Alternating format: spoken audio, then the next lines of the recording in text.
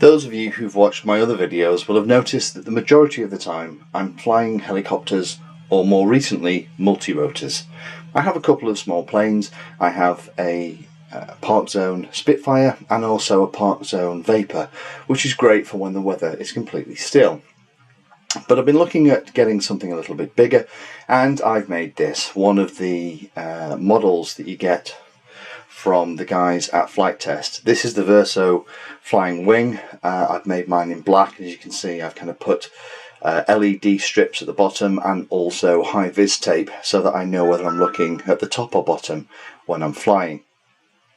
But one of the things that I've noticed setting up the radio to use with a much bigger model is that some of the features that I'm used to in helicopter mode are not available in ACRO mode, particularly throttle hold.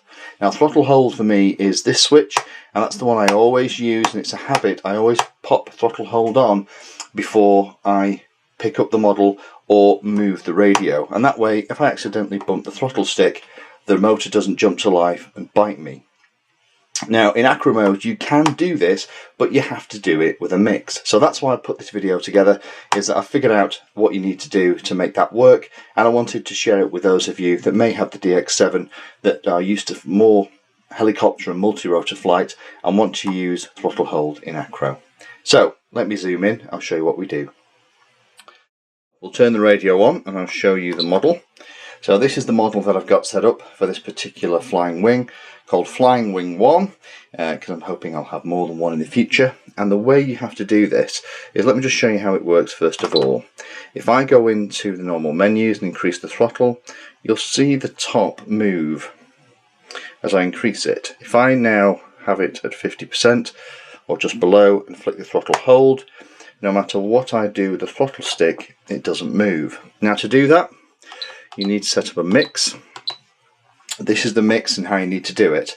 Now, first of all, you need to make sure that you're mixing throttle to throttle, because essentially you want to take off any value in the throttle channel off completely. So you need to make sure that both the rates are minus 100%, so you're taking minus 100% of the value all the time.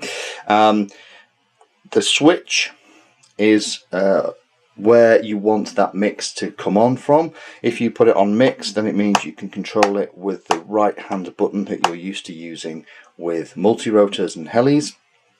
And the offset is minus 125. Now what the offset is just the value that essentially sets the midpoint of the mix, and for this you can think of it like it takes the channel to minus 125. So that's how you do it. Let me show you what it does again in real life. If we jump back to the display screen, so it means that that is throttle hold on, that's it's off. We can use the throttle, we can have it in any position until I put the throttle hold back on, and it will kill the motor. So hopefully that's useful for you who are looking to do this, and saves you scratching your head like I did for half an hour last night, sat with this on my lap in the lounge trying to work it all out. Thanks for watching, comment and subscribe. Happy flying.